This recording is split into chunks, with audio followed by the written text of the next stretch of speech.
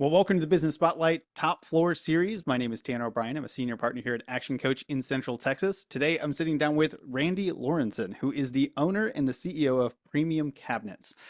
So excited to be jumping in, having a little bit of conversation on business leadership, entrepreneurship, kind of all the fun stuff that rolls into that crazy world there. So, Randy, first and foremost, thank you for taking the time. Excited to have you here. Why don't we just start with a little bit of background for the audience? Kind of tell us a little bit about what is Premium Cabinets, and then I don't know, maybe give us a 2 minute version of kind of your background, and we'll dive in from there. Premium cabinets, we sell quality cabinets to middle class, upper middle class customers, primarily married couples. And our focus is on value. We're not trying to compete with a $250,000 custom kitchen, and we're not trying to compete with real low end stuff. But we are trying to offer value and the best bang for the buck. I spend a lot of my time with the opportunity. We have locations. We have about 35 locations across the country now. I really started out here in Austin back in '09 as a one-man show, just over on Burnett Road, and figuring things out and kind of throwing everything against the wall to see what sticks. And went from there and told a couple of friends about it, and they got involved, and then it kind of grew organically for a while. They told their friends or their cousins, and pretty soon we had a bunch of locations. And now here, the last 18 months, we've been actively expanding and adding new dealers as we've just gotten better and better and have a more duplicatable program over the years. Very cool. I love that. So 2009, getting this thing kicked off. What was that like starting back in '09? Because in the building products cabinetry business, coming right off the 2007 2008. Kind of talk to what led to that transition, saying '09's the year we're gonna get this thing rolling. Really good insight. Yeah, not the best time to start a cabinet business, right? Most cabinet companies were going out of business. I remember when I started, and by the way, I didn't know anything about cabinets. I was actually playing poker. I'd been playing poker for a living for about 8 years before this. And it was kind of I call it like my backpacking Europe phase, except it was more backpacking Vegas. And I was making good money, and poker was pretty good, but I just wanted to go be a contributing member of society again, to be honest. And somebody had called me about this cabinet business. I didn't know anything, but I did a bunch of research, and I thought, I can do this. And you know what? I'm going to build this for a year or two while I figure out what I want to do with the rest of my life. And then I'll either hire somebody to run this or I will sell it. And then I got in and I actually liked it. But yeah, as I was growing, all my competitors were going out of business. Like all the competition that I'd shopped before I started, one by one, I just see them close their doors, close their doors. And it just, I had the right model, and that I think a little bit that I didn't know what I was doing, and I came from the outside and I was figuring things out, actually benefited me to some extent. I had really low expenses, low overhead, and while they had high overhead, I didn't have to sell a lot. And as I found my place in the market and figured out where my niche was, it just, it kind of just fell together. But I think a lot of it was having the lower expenses. And I think there's an advantage to building a business during hard times, Mm. that you learn how to do things. And because if it'll work during good times, doesn't mean it'll work during hard times. But if it'll work during hard times, it'll work during good times, right? Oh yeah, that is such a really good insight. So was there kind of as you went through that and saw a lot of your competitors kind of closing their doors, that opened up a lot of opportunity in terms of being able to grab into some of their markets, be able to grab some of the past customers and things like that, or was that kind of just not even on the radar yet as you were starting that I initial path? I don't know that I was aware of it, but it was happening, right? I mean, if there's less competition out there, and all of the other people that used to rank above you on Google or whatever, and pretty soon that was one of our things, was getting to number one on Google. But I think it was made easier on the fact that some of those people went out of business, right? Mm, And all the different, and so just having less competition had to help us. But I don't know that I was ever aware of it at the time, I right? gotcha. Nice. Yeah. So as we kind of continue to set some of the stage for the viewers and the listeners here, um, got the title of owner and CEO. Business has grown over the number of years, have 35 different locations. Kind of what is the role that you actually play in the business today? What does it mean to be the CEO of the business? So I really run the national business. I have a partner that works with me. We work very well together. His name's Gary Gullick, and I focus more on the direction of the company, make sure everybody is doing their job, everybody's rocks are lined out, that they're hitting their rocks, and we're working on the right rocks. If people aren't familiar with that, it's a term that from the book Traction that I'm very fond of, that we have implemented into the business. Uh, and I spend a lot of my time right now focusing on recruiting and bringing the right new dealers on board. And it's Mm. really, I get excited about that opportunity. I've also spent a lot of my time in the past, I spent a lot of my time creating the programs, the systems, the processes for everything in the business. And now I spend time updating them. I have to be really careful because I like to change things. I'm constantly like I get bored pretty fast. So I want to change things, and I've had to learn over the years that things that are working really well, just leave them alone. But I have figured out adding technology. Like I've spent a lot of time over the last year and a half focusing on AI and Mm. really figuring out how to implement AI into the business and using some things that uh, you know just make those processes that are already in place easier and or more effective. Very nice. How, what are some of the kind of the top tools or top ways that you found AI is a good integration kind of within the business today? And I don't know, what are you most excited about as you kind of look forward to where that could go in the next couple of years? So I think there's so much value in just using it to really clearly identify who your customer is, right? Who is that avatar and what's the goal, and really digging into that and then asking it even marketing questions around that. The projects I've been working on more recently are using AI to get reviews. Like getting reviews is really simple and really easy. And I find most of our dealers don't do it because they just get busy with the next customer coming through the door, or they delivered a kitchen and a door scratched and they are busy trying to get the warranty and get the customer a 5-star experience, that they just never get around to asking for the 5-star review, right? And so automating that through AI and just drip marketing and follow up and some of those types of things, I think that it can do a fantastic job of. Hmm. I like that. I like that a lot. And as someone who is very fond of the marketing side of the business personally, absolutely love kind of the integration and how to leverage that tool a bit. So looking backward, back a little bit, being in business for what, almost 15 years now, I'm sure there probably have been some lessons learned along the way, kind of some roadblocks or just memorable moments that you've kind of had to overcome along the journey. Are there any that kind of stand out to you that really have allowed you to become the business owner, the business leader that you are today? Boy, yeah, I mean, there've been a lot of lessons learned, right? Like we've not done everything right.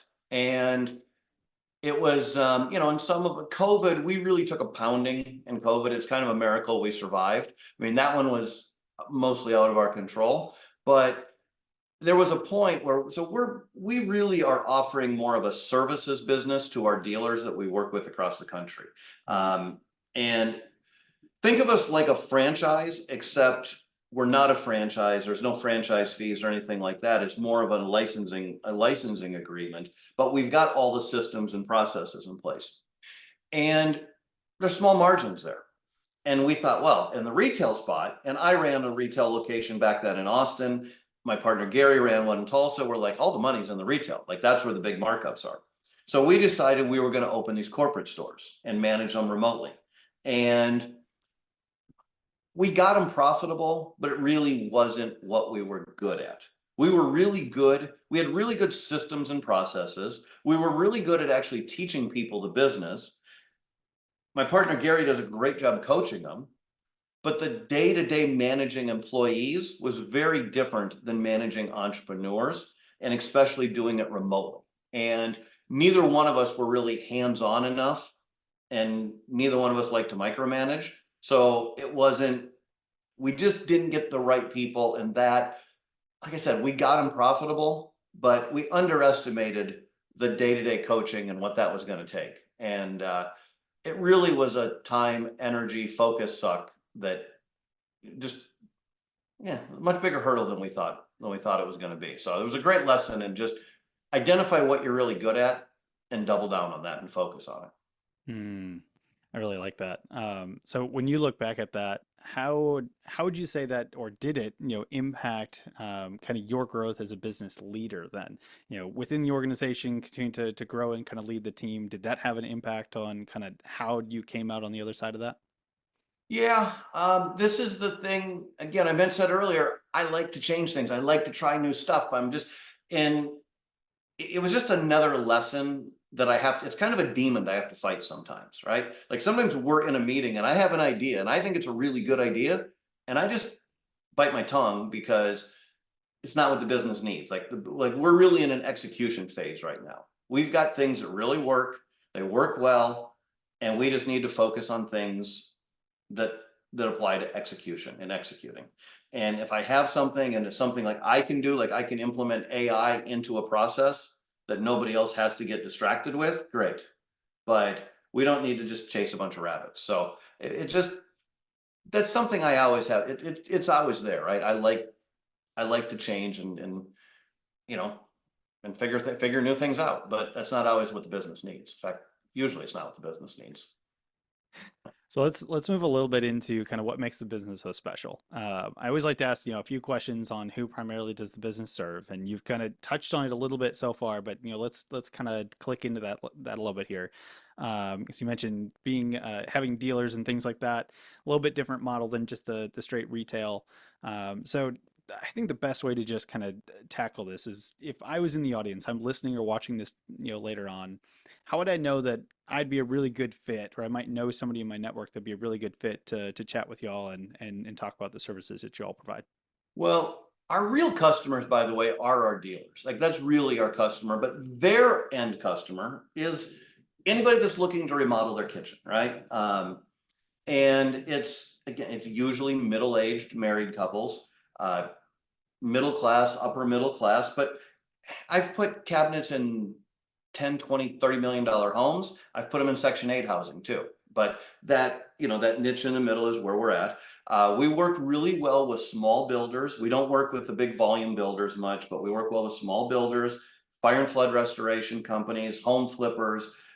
People like that tend to be really well. But our real customer is the dealership network that we have across the country. So ultimately what we're looking for, we're looking to add about 2 dealers a month right now. And I'm talking to 15 or 20 people a month right now, having a hard time finding 2 of them that I want to recruit, right? But we're looking for people that want to run their own business, that want to be self-employed.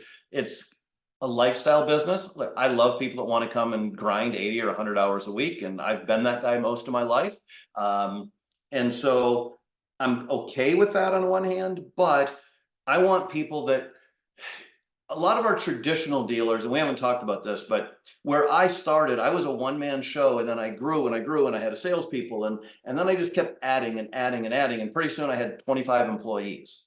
And I realized I wasn't really making any more money than I was when I just had a couple of employees. And the Mm. business had grown. My space was much bigger. I had all these extra employees. I had all the extra payroll. My marketing budget had gone up 5x or 10x. Everything, I had more responsibility, more people to manage, and I really wasn't making any more money. And I had this thing in the back of my mind about getting back to the simplicity, right? But if it's not broke, don't fix it, right? And I've told you I have the problem where I want to change things. So I just forced myself not to blow it up. But after COVID, I had sold the Austin location to somebody and they just didn't take very good care of it. They ran it in the ground. I got it back. I didn't have time to run it. So I took somebody and I thought, perfect time to experiment. And I just ran a very paired, even more basic than I'd run at the beginning, a very simple model for the dealer, simple model for the customer, and experimented in Austin, figured it out, made it work, and that's what we've been expanding. And it's a much more duplicatable system. And so I'm looking for people that want to fit into a system, people that want to make $250,000 a year is what I'm looking. I want, in fact, I've got on this vision board, I don't know if you can see it on the camera, but The bottom says 250,000. I mean, that's my focus in 10 years, having 250 dealers making 250,000 a year. And they can run it as a lifestyle business. I'm looking for people that want a system, they want a process, they want to be part of that team and have that opportunity. Hmm. And I love the clarity behind that. And when you were talking about, the customer avatar earlier, is that primarily kind of where you're spending your time when it comes to kind of the marketing focus and focusing on finding those specific individuals to be dealers for you? Yeah. I mean, I've got a very clear avatar of, like who that dealer is, right? And then, but we've got an avatar for a residential customer, at the end customer. We've got an avatar for who is our commercial customer, whether it's a builder, contractor, flipper, whatever. And then we have a different avatar for who that dealer is, right? So yeah, I mean, young entrepreneurial minded people. Actually, I shouldn't say young. We got dealers that are in their 60s and even 70s. So I don't know why young was important in there, but I think when I think entrepreneurial and people, I guess I tend to think young, but young at heart, put it that way. I love it. So when you Yes. look at kind of the different avatars that you have, do you find it tends to take different types of marketing techniques or strategies to reach kind of the end user that's going to be buying the cabinetry versus kind of the dealers that you'd be looking to recruit? Sure. I mean, you know, a great example of that would be even back before I'd sold the Austin location. Back in the day, I was doing radio advertising and I ran two ads. I ran one on a sports talk station that it was for contractors. I ran a completely different one on a country station that focused on homeowners and people, right? And the dealers are the same thing. Like where I'm looking for potential dealers is a completely different source that we're not advertising to regular customers, right? Our regular customers are more the traditional, Google, Facebook, Yelp, and all the various online sources is our bread and butter. And I'm using online for the other stuff, but it's more like buybiz.sell or whatever, bizbuy.sell, Mm, whatever that I forget what it is. yep. Yeah, Very nice. yeah, So I want to, ask just a couple questions, especially having been in business as long as you have. Time management is always one of those things that can either be a phenomenal thing for some and a complete challenge for others. So kind of in your business leadership, has time management ever been a challenge for you? And if so, kind of what did you do to improve or grow in the ability to kind of manage your time or the choices around time? boy, I think that's a never ending one for all of us, right? I mean, there's very few people I know that time management isn't a big thing. And for me, I think block scheduling has really helped. I think the Mm, thing that's helped more, though, has been really clear on what my rocks are. What are my big tasks and what should I be focusing on? And making sure that I block schedule that stuff. And I I haven't journaled in about a month, but sometimes I'm really good about journaling every day for, 3, 6 months at a time. And then again, I haven't journaled in a month and a half now. I need to get back to it. But, one of the things I do in the journal at the bottom is it's what are the three things that I need to get accomplished today and making sure that I set time for those. Um, Probably my biggest challenge, I think, with a lot of people is I want to work on the things that are more fun to me or more interesting. Like I would rather work on the AI project than tweaking a system or updating a website, just things, returning emails. I don't want to do that stuff. I do it because I have to, but I would really rather be over here playing on stuff. And a couple quarters ago, when we were reviewing the quarter, I had 3 rocks on my plate, and I realized I got the second and the third one done, but I didn't get the top one done. And that was the most important one, right? And that was a failure on my part. It would have been better if I got the number one done and not 2 and 3, but 2 and 3 were more fun. And so I got those done and did not get number one done.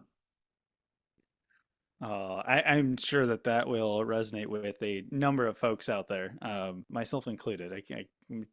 plenty of times when that type of thing comes up. So before we kind of shift into a few rapid fire questions, I always like to just at least do kind of one more kind of future forecasting as you kind of look out into the next couple of years. Obviously, you got a couple things on the dream board back there, but when you kind of cast the vision for the next 3 to 5 years in the business, what are you excited about? Where's the business going in the next couple of years? How do you see your role shifting and changing as the business continues to expand and grow? It's I get excited about bringing on new people and presenting the opportunity to them, right?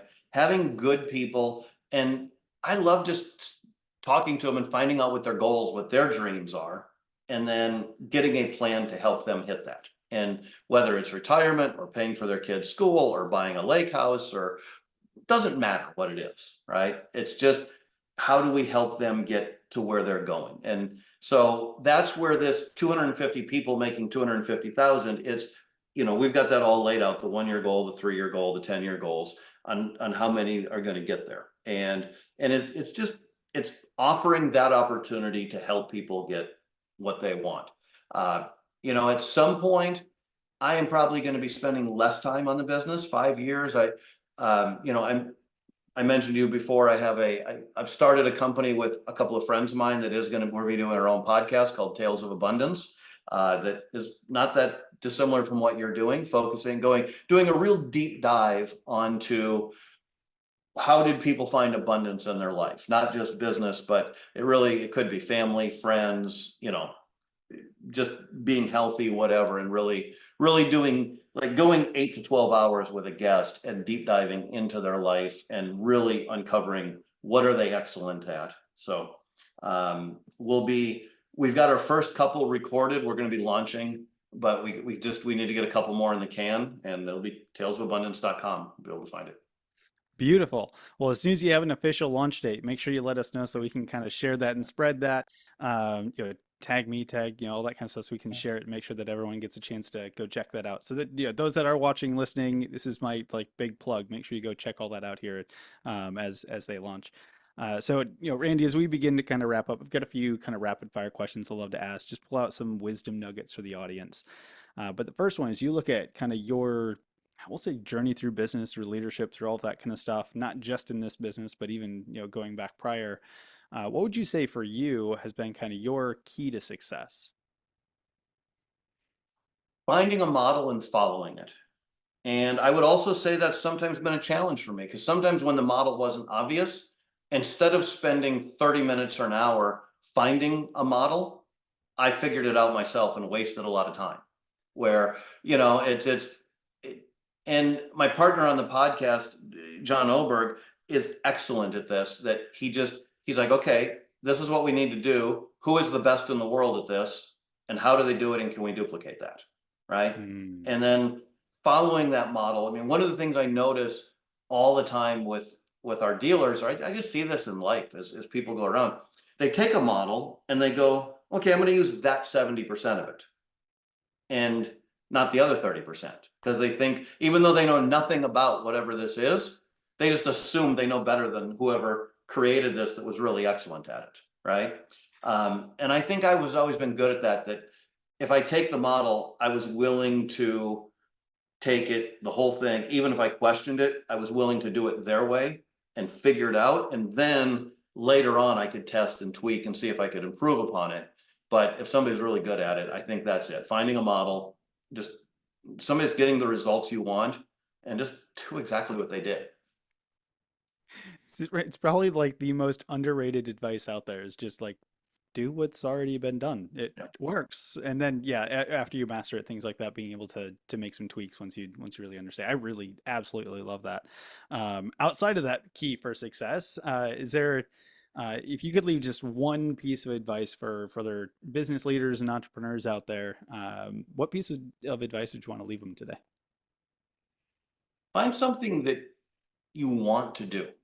And for me, that's important. Now, some people are able to just put the blinders on and go, but life's too short. I think you should be doing something you want to do anyway. Um, and I guess I look at it this way. You spend a third of your life working, roughly, and you spend another third sleeping. So you're basically dead, right? So almost like pretty much half your waking hours are spent working. And a lot of my life, it's been a lot more than that. And for me, I do much better when I am finding something that I'm excited about. For me, a lot of times that's innovation. I found that serving other people, like I wouldn't build a whole system and document it for myself, but I will do it for other people, Mm. right? To help them. So figuring out whatever it is that moves the needle for you and focus on that, I think is better than finding even the best opportunity sometimes. Just Ah, figuring that's out what nice. it is you're passionate about and you're excited about. I like that a lot. How about book recommendations? If you could leave just one book recommendation, whether it's something that you're currently reading, read recently, or just something that comes to mind, what would you want to leave the audience with as in terms of recommendations? Business related, I mentioned it earlier, the book Traction, I think is the best business book I've ever read. I mean, before that, it probably would have been the E-Myth, Hmm. which Hmm. bored the living crap out of me when I read it, or I think I listened to it. But I mean, it took me 6 months to get through that thing listening to it, but because I was just bored. But I think it's really good, really important to have the systems and the processes. But Traction, to me, I think every business owner that's a book they should listen to, and you can build an entire almost any business around. I love that. I love both recommendations. So I'll make sure to put both those in the video description, the podcast description below. So before we get to the final question, I always like to give a chance, where for those in the audience, where can they go to learn more information, to learn more about premium cabinets, uh, you mentioned it before, but, find the podcast when it launches, if they want to connect with you directly, is there any, best way to do that? But let's give them where they can go for more information. The cabinet company, premiumcabinets.com. We have, no matter where they're located, we've got dealerships across the country. We have a section on there for people wanting to become a dealer. They can click on how to become a dealer and fill out a form. The podcast is at talesofabundance.com. And I can be found, I'm not real active on social media, but my name, Randy Lorensen, on LinkedIn, Twitter, are probably the two that I'm most active on. Perfect. And Excellent. I will I make think sure. I'm the only Randy Lorensen in the world, Lorensen at least. So I'm not too hard to find on there.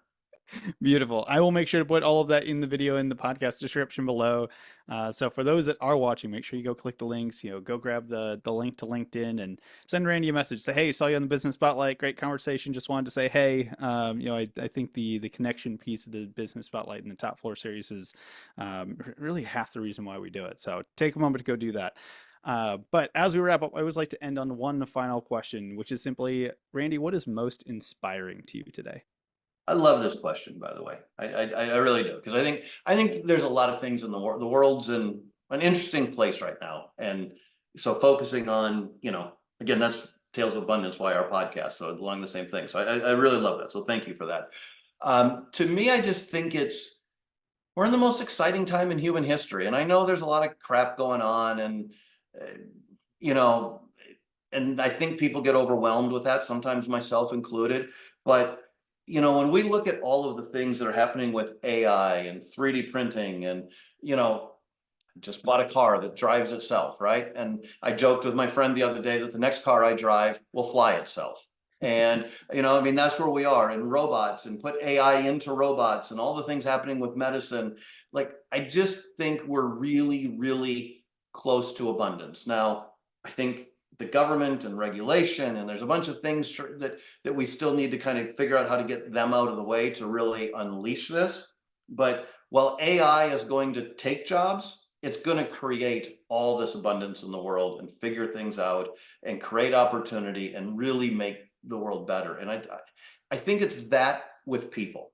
I also think that as humans, we underestimate just people figure things out. Like people, like things have been way worse than this before, and there's people in parts of the world that have real problems, right? Hmm. And it's not the red team or the blue team. It's how are they going to get drinking water today, or how are we not going to get killed by a bomb? And people are resilient, and they're resilient and they're adaptable. So I think taking that human ingenuity and creativity and mixing that with where technology is and where it's going, I think it's it's just getting better all the time. It really is. Man, I love that answer so much. And it inspires me. So I appreciate you sharing it with us. But Randy, I want to just say thank you again. This has been a genuine pleasure. I know I could probably sit here and chat with you for like another hour and a half if we had the time.